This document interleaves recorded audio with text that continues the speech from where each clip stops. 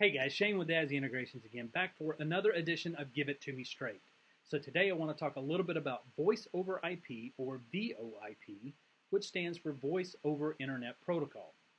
Now you may already be somewhat familiar with this, and you may actually already be using this in your corporate environment currently. However, there are some limitations and some constraints that you need to be aware of when it comes to VoIP.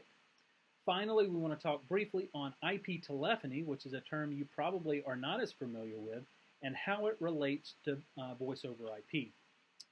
So in a traditional business environment, you would have a separate network for your voice and a separate network for your data. There would be two different jacks on the wall. One's a phone jack, one's a data jack. You've probably seen that. Those connected to two different sets of cabling. There's a cabling that was just dedicated for the phone system and a cabling that was just dedicated for the data side. Additionally, when they connected back to the wiring closet and to the main systems, they had separate connections to the phone company. So you had twice the network, twice the management, twice the expense. In recent years, voice over IP has become increasingly popular because it allows you to combine those two. Obviously, the big advantages for business is it allows you to consolidate management and consolidate expenses. Instead of having two separate networks, you have one to maintain, and you have the potential that you could consolidate some of the circuits from the phone companies, which is a cost saving. You also consolidate the management of that because it's just one network to maintain. Some of the limitations around voice over IP is that in solutions that involve getting your phone service over the internet, where the PBX is not in-house, it is actually being provided by a cloud provider that is not at your location, you are at the mercy of the internet.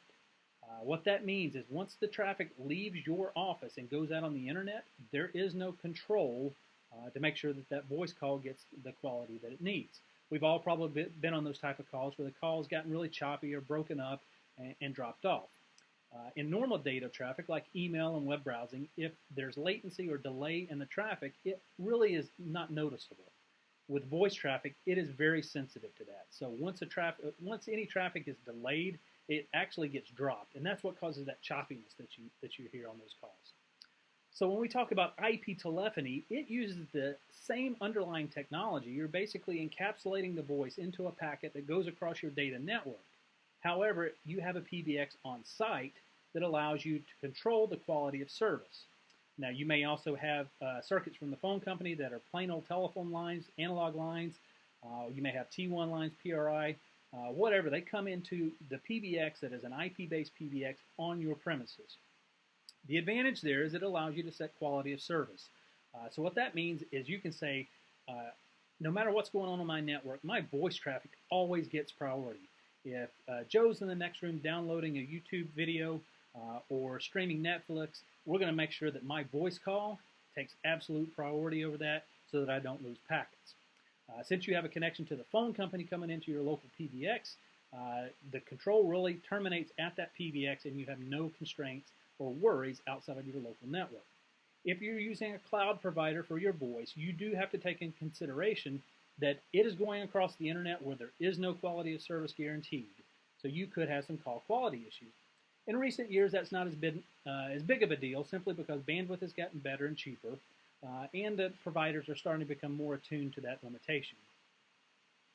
So when you start looking at how can you consolidate expenses by using VoIP or IP telephony, you have the ability to provide what's called a SIP trunk. What that allows you to do, and by the way, SIP is Session Initiation Protocol, which is just a fancy way of saying that we're going to deliver a phone service over a data connection. It is basically taking what would normally be an analog or a digital T1 type connection and bringing it in over the data network or your internet connection. So that allows you to consolidate expenses from the services from the phone company. So as you can see, there's tremendous value and benefits to looking at VoIP and IP telephony technologies as a whole. Finally, the last thing that kind of plugs into this is you extend the capabilities of your voice system. You've probably all been made aware of that you have the ability now to have your voicemail to email. You have some presence capabilities where you can see who's on the call. You can even do some instant messaging functionality based upon who's on a call versus who's available. So all of that rolls into the ability to combine those two networks and use the data piece of it or the data network for you as opposed to separate networks for that. So Hopefully that makes sense. If you have any questions about IP telephony and specifically how it would work in your environment, certainly let us know. We'd be more than happy to help you. We do appreciate you tuning in to Give It To Me Straight.